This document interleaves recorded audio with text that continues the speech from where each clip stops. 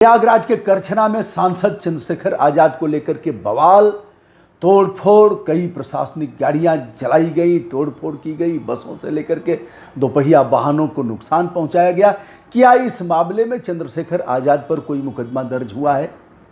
क्या उनके समर्थकों पर मुकदमा दर्ज हुआ गंभीर धाराओं में और जेल भेजे गए? खबरदार, पूरा वीडियो देख करके तब कमेंट करना, इतने पर मत आना। सू कहने पर हमारे यहाँ सुरहुरपुर पहुँच जाते हैं बहुत लोग। तो पूरा वीडियो देखिए, निष्पक्ष रूप से, ना काऊ से दोस्ती ना काऊ से बैर।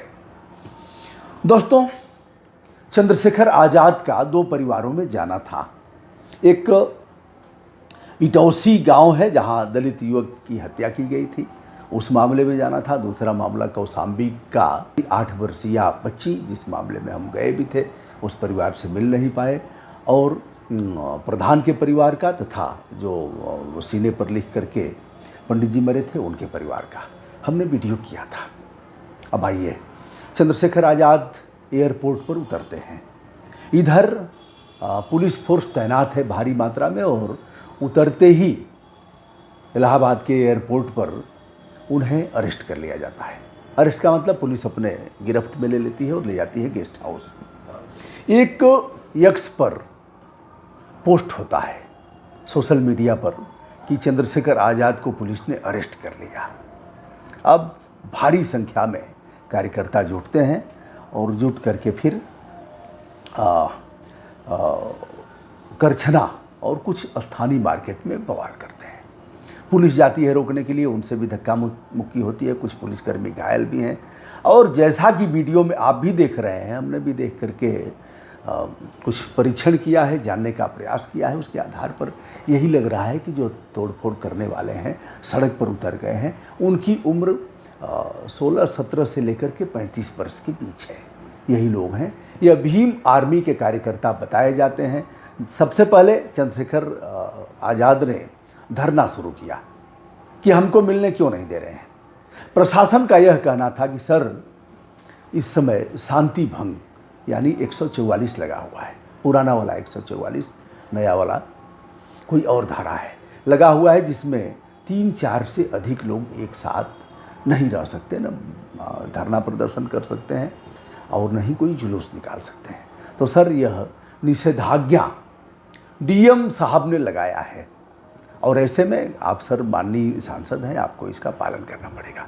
चंद्रशेखर आजाद ने कहा, मैं मिलने ही तो जा रहा हूँ, क्या करूँगा, मिलने जा रहा हूँ, मिल करके चला आऊँगा। मुझे मिलने का हक है, जानने का हक है देश के प्रत्येक नागरिक को कहीं भी पीड़ित परिवार के पास जाने का। मैं तो मेंबर ऑफ पार्लियामेंट हूँ, जीता हूँ, बिना किसी दल के जीता हूँ। प्रशासन द्वारा यह कहा गया कि सर, आप लाव लश्कर के साथ आए हैं, भारी हुजूम है और दिक्कत हो सकती है, इसलिए सर कृपया आप लौट जाएं। चंद्रशेखर आजाद बैठ जाते हैं धरने पर, उनके लोग भी बैठते हैं। इसी बीच सोशल मीडिया पर यह अफवाह फैलती है, अफवाह या सत्यता, मैं इस पर कुछ, अफवाह कहने पर ही अब 10 गाली सुनूंगा। अब देखिए, देश की स्थिति बहुत ख़राब है, कितना भी निष्पक्ष रूप से करेंगे गाली तो सुनेंगे, क्योंकि यह जो विश्वविद्यालय है सोशल मीडिया का, इसमें कोई लगाम नहीं है, जो चाहे जैसे चाहे, जिसकी माँ बहन कर दे, कौन क्या करेगा। कभी कभी मानसिक रूप से काफ़ी दिक्कत होती है कि यह लोग क्या कर रहे हैं। अब चलिए, बवाल हुआ, तोड़फोड़ हुआ, आप देख रहे हैं 112 की गाड़ी उलाट दी गई है, कुछ गाड़ियां जलाई गई हैं, बसों को भी नुकसान पहुंचाया गया है, और कार्यकर्ताओं का हुजूम भीम आर्मी का अब काबू से बाहर है। कुछ दरोगाओं को देखा जा रहा है कि कैसे रोक रहे हैं, लड़ रहे हैं, कुछ आरक्षियों को देखा जा रहा है, डिप्टी एसपी इत्यादि भी दिख रहे हैं। चूँकि 3 स्टार सफ़ेद धातु का सिल्वर वाला तो वह डिप्टी एसपी हैं, दरोगा पीतल की धातु का 2 स्टार है तो वह उप निरीक्षक हैं, यदि 3 स्टार है पीतल की धातु का तो वह इंस्पेक्टर हैं। ऐसे तमाम अधिकारी और एसडीएम इत्यादि देखे जा रहे हैं, किंतु भीड़ मान में नहीं आ रही है। वो लोग केवल और केवल थोड़ा बहुत बल प्रयोग किया गया, उसका भी खास असर नहीं हुआ।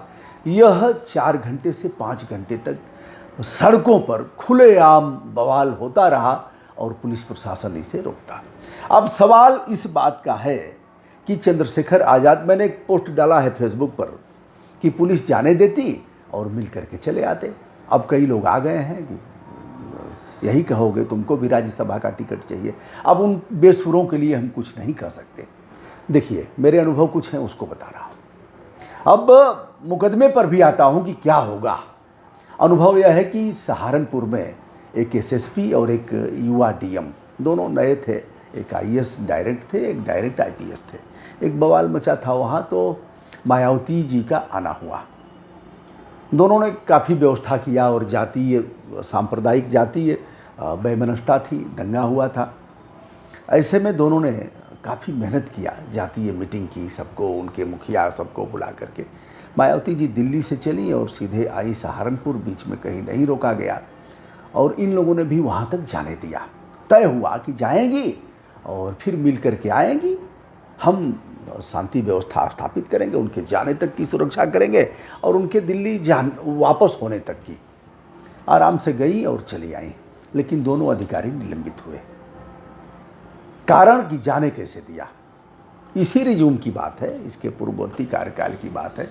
दोनों अधिकारियों का निलंबन हुआ और इसलिए निलंबन हुआ कि तुमने जाने कैसे दिया। अब उनकी दलील थी, दबी जुबान से उन लोगों ने ऑफ कैमरा बताया कि साहब जब दिल्ली से चली और होते हुए आ गई, या तो हमको यही कहा जाता कि रोको, तो हम रोकते, लेकिन हम जानते थे कि वह जाएंगे और फिर घूम करके चली आएंगी।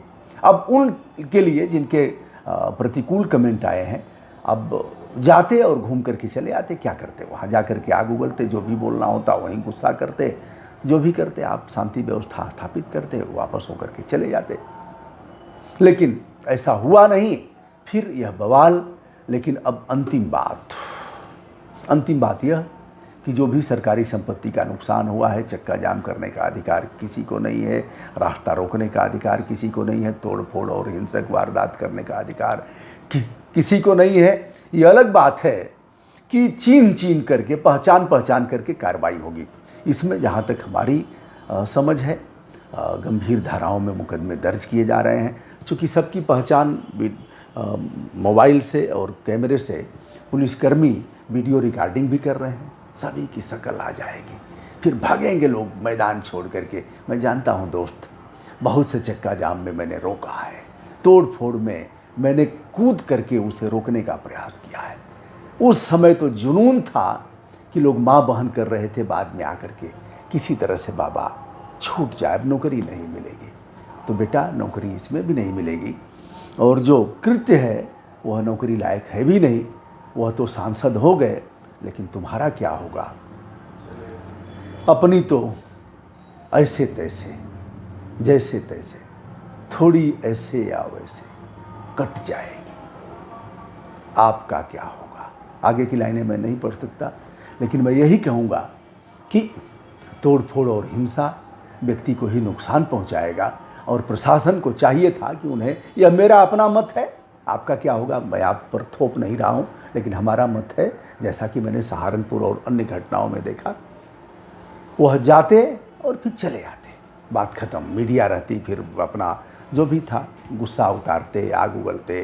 अब जैसे कह रहे हैं चंद्रशेखर आज़ाद की ट्रेनों में भर भर करके लोग आएंगे, और चप्पा चप्पा जाम होगा लखनऊ में, यह भी कहना आपराधिक कृत्य है। लेकिन अब मुकदमा कौन करेगा? किसकी हिम्मत है जो मुकदमा करेगा? दोस्तों, मैं हूं ब्रजभूषण दुबे। आज के वीडियो में बस इतना ही। शीघ्र ही अगला वीडियो मैं बताऊंगा, अपने ढंग से विवेचन करके वो अनुभव भी बताऊंगा कि किस तरह से नौजवानों का जीवन बर्बाद होते हुए हमने देखा है ऐसे मामलों में। विनम्रता के साथ सभी आत्मीय दोस्तों को जो देश विदेश से जुड़े हुए हैं, हमें देख रहे हैं, हमारा प्रणाम स्वीकार करें।